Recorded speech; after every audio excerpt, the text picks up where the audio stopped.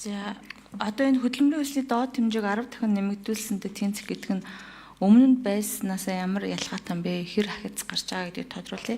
Хоёрдугаар 22-ын 2 дээр амьд донорт үзүүлж байгаа эмнэлгийн тусламж үйлчилгээг хөнгөлөлтөө үзүүлэх журам дээр өмнө байгаагаасаа ямар хахиц өөрчлөлт гаргах вэ гэдгийг бас тодруулж өгөөч. За ажлын хэсгийн гишүүн Эрдэнэт гишүүн хариулна.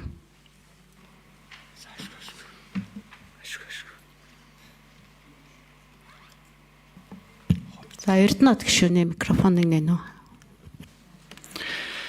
За одоо бол даатгал төлж байгаа сүүл хамаарад 4,500,000 төгрөг болгосон байлаа.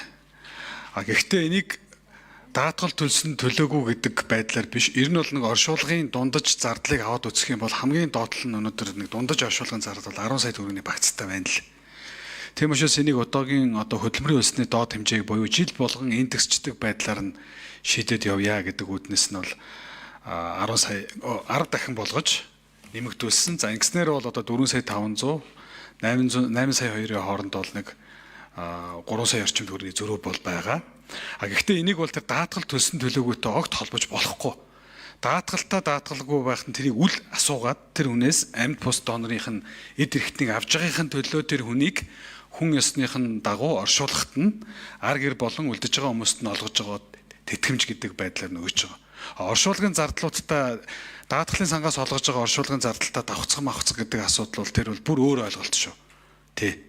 Тэрнтэй давхцаад амна уу эсвэл даатгал төлдгөө нь авахгүй байна уу? Огт хамаа авахгүй. Энийг 4,500,000 бол шууд 7,920,000 төгрөг болгоё. Цаашдаа нэмэгдээд явнаа гэдэг.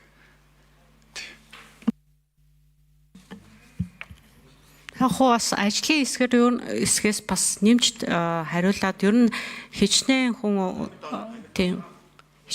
энэ тэтгэмжийг авсан үнтэй холбоотой хичнээн зардал гарах уу гэд энэ бас нөгөө гишүүдэд мэдээлэл өгөх нь чухал бах тэгээд.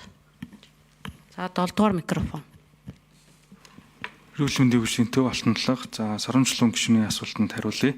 За яг өнөөдрийн байдлаар бол яг манай алба 18 онд байгуулагдсанаас хойш мөн нийгмийн даатгалын үндэсний зөвлөлөөс энэ амьгүй донорын гэр бүлд оршуулгын тэтгэмж өгдөг энэ тогтоол батлагдсанаас хойш бол яг даатгал төлөгч биш байсан тохиолдолд эрүүл мэндийн дэмжих сангаас 2023 онд нэг тохиолдол байна.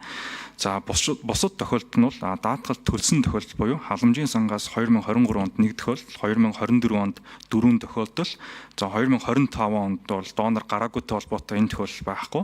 За 2026 онд нэг тохиолдол, за нийт бол 22 сая төгрөгийн оршуулгын тэтгэмжийг бол олгосон байна.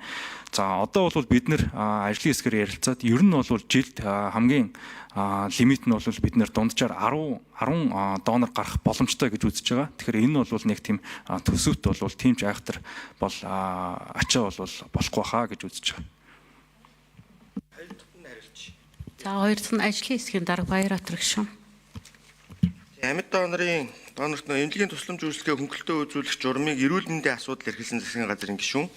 За налшаа сувлал хөнгөлөлтөө амраахын бол одоо хөдөлмөр нийгэм хамгааллын сайд журам батлана гэж байгаа. Тэгэхээр энэ журмаа ол жил болгон сайжруулад явд юм билээ. Одоо энэ хууль батлагдсны дараа дагаж гарах одоо бас өнөөдөр ч мөрдөгдөж байгаа журам. Гэхдээ энэ үн тарифтай холбоотой асуудлууд дээр бас манай энэ хоёр хуулийн ажлын хэсэг саналаа нэгтгэхэд өгсөн байгаа. Жишээлбэл одоо засгийн газраас тогтоосон жишээг үнэх юм уу? Нөгөө улсаас олгож байгаа мөнгөө бид аль болох нөгөө доноруудтай хүртээмжтэй жигд байх ийм боломжийг нь бол энэ журмаар зохицуулъя гэдэг байдлаар гаргаж ирсэн байж. За баярлалаа. Санал хураалт.